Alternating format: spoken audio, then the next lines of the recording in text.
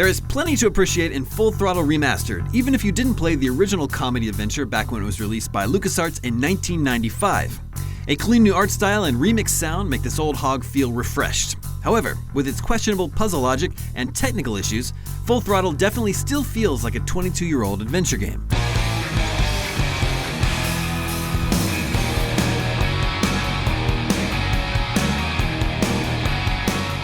As a classic point-and-click adventure, Full Throttle's puzzles mostly involve selecting objects in the static environments and telling the protagonist, Ben, to interact with them using his eyes, mouth, hands, or feet. It's a unique system that gives you lots of interesting options without feeling overwhelming. Ben is the John Wayne of this biker gang future. Tough as nails, but always ready with a quip loaded in the chamber when that's what the moment requires. You know what might look better on your nose? What? The bar.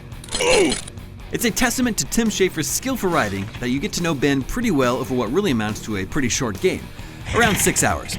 It also finds time for excellent side characters like Maureen the mechanic and the dastardly Corley Motors executive Rip Burger. Something tells me the bridge is out.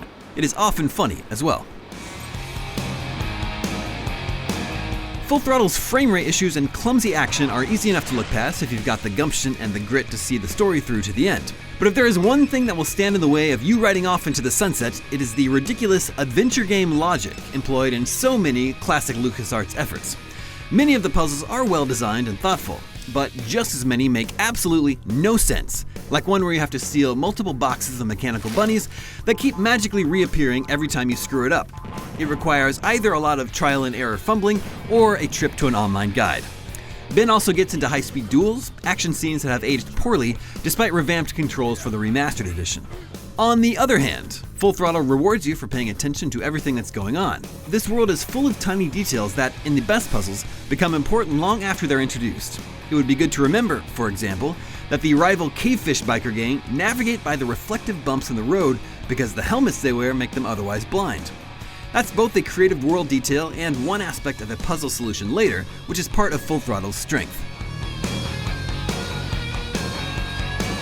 The new art looks great, and you can easily see exactly how faithful any given frame is by switching back to the old graphics and sound with the press of a button. There's a weird satisfaction in doing so, and you might find yourself flicking between the old and new styles frequently just to see how far we've come since the days of giant pixels. That also makes it evident how vastly the sound has been improved, from the catchy quality of Full Throttle's original songs to the new mix that thrusts the dialogue by skilled voice actors like Mark Hamill and Roy Conrad into the forefront where it belongs. Don't forget to destroy that camera! Yeah. Full Throttle Remastered mostly succeeds as a fresh way to revisit an old classic. There are a couple of sticking points for both old and new players, including some technical issues and that questionable adventure game logic. Nevertheless, there's never been a better time to hit the open road with Ben and his gang. For more video game reviews, stay tuned to IGN.